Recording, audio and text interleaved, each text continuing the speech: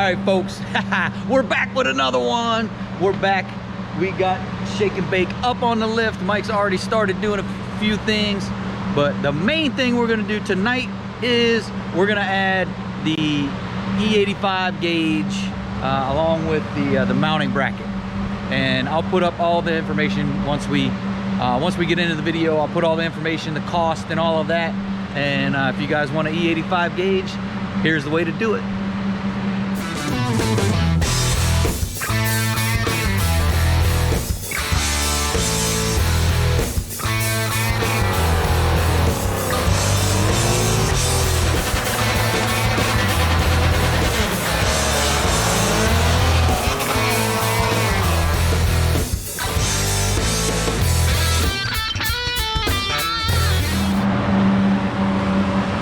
Everybody, we're back here with Mechanic Mike, making things look easy. Easy and cheesy, Mr. Mike the Mechanic. So here we go. All right, y'all see what we're doing now. So what we're doing is we're changing out these O2 sensors.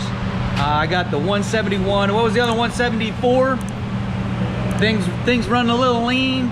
And as you know, if you watched the last two track videos, I talked about she was running extremely rich. Like a whole point rich. Instead of, you know, 11.2, 11.3, it was running like 10, low 10s. So I'm hoping, one, this will fix the code, and two, fix it running rich, because it just kind of popped up out of nowhere. So my guess, our guess, the professional's guess is it's these O2 sensors. So we're gonna change the front ones. The back ones are technically supposed to be turned off. I'm gonna have to talk to Dave and make sure that's the truth. And if it is true, then it should be the front ones, and we should be able to cure that running fat. And it should be back to running, you know, 11.2 to 11.5 is where it used to run. But like I said, the main thing we're gonna do is this right here. Is we got the 85 gauge. We got the Innovate E85 gauge all by itself. We got the Motion Raceworks. This is the bracket that puts that you can put the sensor in and then mount it up to basically wherever you want to mount it to. So what we're gonna do is we're gonna wind up using the return line down underneath the car. So we're probably gonna cut it somewhere right in here or right up in here on this corner.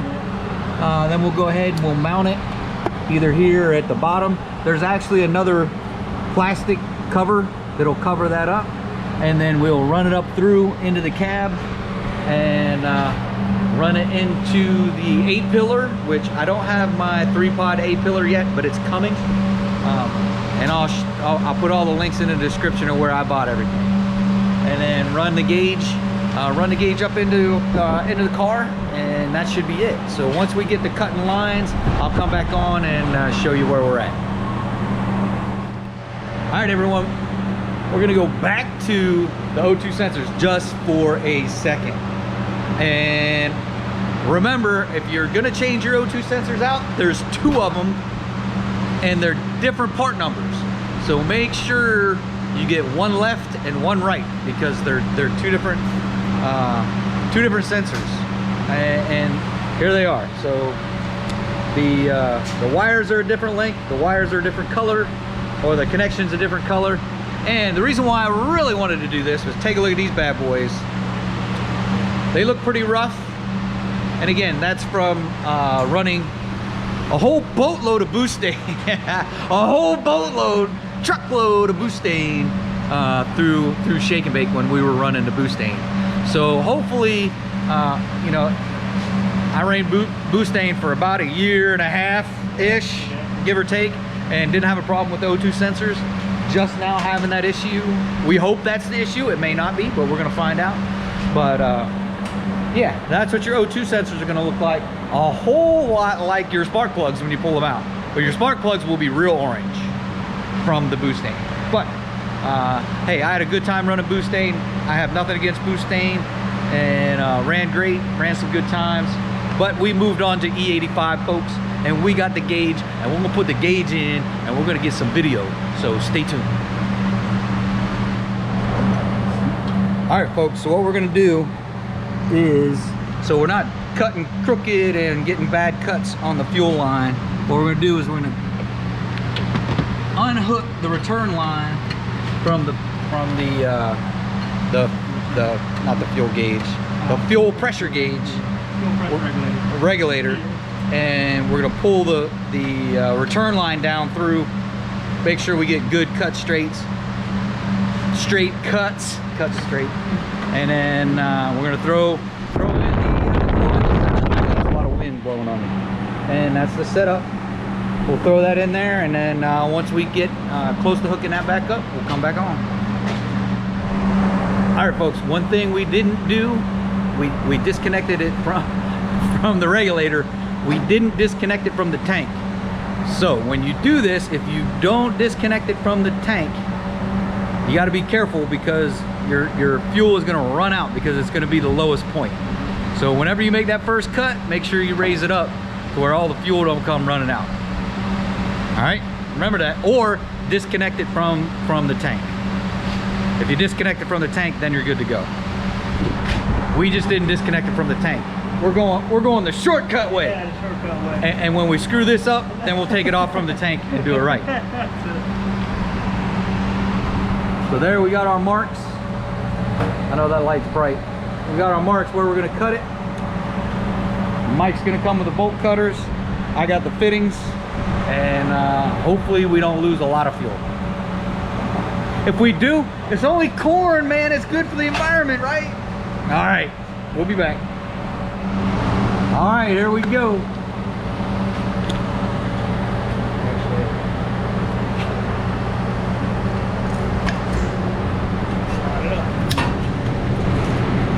There you go.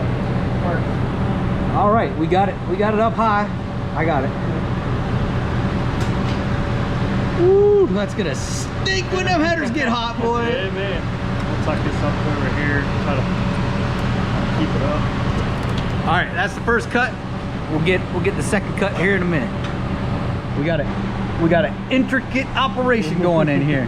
So we're peeling back the stainless steel a little bit, because what has to happen is this has to go in between the plastic and the stainless steel, just like Mike's about to do. Yeah, that's it. This is very sharp. Yeah. So if you ever do this on your own, be careful. I've definitely jabbed my finger a couple times. And you got to push this down. The plastic has to come up to the edge. It has to come up fully to the edge. Just kind of working. All right, y'all getting this now.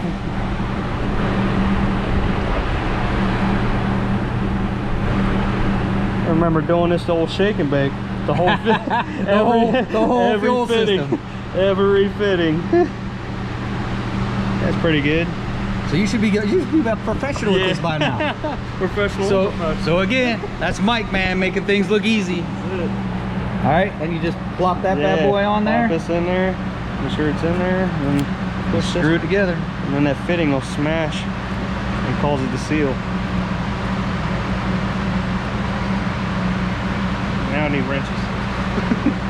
All right, you clean professionals, hey, this is the way we're doing it. Please don't troubleshoot the mechanic, because we're just doing what we do. We're making this thing work. We're putting this thing together. We're gonna be done here in about 20 minutes. Mike's laughing at me, but we're gonna get there, folks. We gonna keep recording, don't worry. All right, everyone, we're going in for the bottom cut now. Let me see how low I can get it. Right there. Right there. Yeah, let me grab it. Oh, shoot. Here, hold it with the rag. I got the line. You got the line? Yeah, I got the line. Oh. Now, mind you, when we cut this, it's going to start pouring out, so I have to lift it up. I'm gonna have to lift it up pretty quick. Yeah. I gotta get 2 clean cuts. Where do you want, the bottom of the tape or the top of the tape? I want to do the top, that way it gives us a little room. Ready? Make sure we're straight. Oh, push it popped out.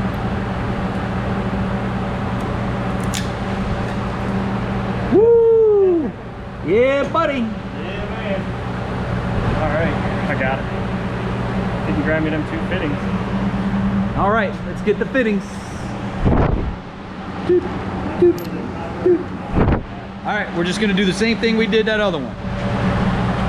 All right, folks, we made the second cut. Got the fitting on there. Not a drop. Not a drop on the floor. We had a little puddle. It evaporated already. All right, so now we're gonna run the return line back up where it was. Don't mind the hack job that Mike did on my car. Nobody's saying it. Yeah, it's all hidden. No one knows it's there. And here we go. Little nut to nut. Yeah, buddy. They always say cross thread, it's tight. It's tight. That's right. Tight is tight. Hey, if you can't get it tight the right way, cross thread it. It'll be tight then. All right. Button this up from up top. Alrighty. We're gonna let her down, hook the return line back up where it was, and then it's running the. Oh, can't get in front of that fan. Running the gauge up into the car and call it a night. And we'll see what E85 really is. All right, we just went through all the fuel. We see there ain't no leaks. So now what Mike's gonna do is put his itty bitty little fingers up in there, hook up the wire. We're gonna run it up through the top, in through the firewall, into the cab of the car, and hopefully for now we can shove it in the glove box. And then once I get the A-pillar, we just wrap that stuff up and put it in the A-pillar. We're gonna try and put it in the glove box. If it doesn't fit there, I'm just gonna put it up where the other two gauges are, and just kind of let it hang loose, maybe tape it down or something, just until I get the A-pillar. Once I get the A-pillar, we'll put them in there and it'll look nice and neat. And it will look better than what it looks like now, because the people I went through is Ortiz Customs, and they use an OEM A-pillar to put the pods in there and everything, and we'll do a video on that once I get it. But a 3-gauge pod A-pillar is coming. All right, folks, there she is, all said and done. Got the electronics hooked up, the electronicals is hooked up, wires pushed up through there. She's nice and tight, she ain't going nowhere. Ain't nothing gonna rattle, it's fine. We're gonna do what we do. We're gonna finish this thing up. We're gonna run this wire, and then we're gonna power her up and see if she starts measuring the amount of E85. All right, folks, there she is, all buttoned up. I know y'all can't see it, but up in there is where it's at. It's just another plastic shield, and so she's all buttoned up. All we gotta do is run the wires, and we'll start testing and see what we got. All right, I know this is hard to see, but we came up that hole right down there, went into the firewall right there, where the other 2 gauges both go through. They come out here, pop out on the other side. Mike's unwrapping the tape off of the coat hanger. Wire coat hanger. Never leave home without a wire coat hanger, right? So we're gonna look and see if we can kind of sneak it over to the glove box. Like I said, if not, we'll just set it right here somewhere-ish. And then, like I said, when the 3-pod A-pillar comes in, we'll put all 3 gauges in, make everything look pretty, make shake and bake look pretty. Yeah, I haven't done a whole lot of pretty stuff for shake and bake, so I gotta start doing that now. Now that we got all the performance stuff pretty much done, I got the donor engine working on getting all of the forged parts for that. That'll be another video coming soon, but hang on, folks, we're gonna get this gauge hooked up. All right, folks, we got everything wired up. We tied into the red to a positive, the black to a ground. We already obviously started it at least once or twice just to check things out. We made sure everything's good to go, but this is the first test start for us.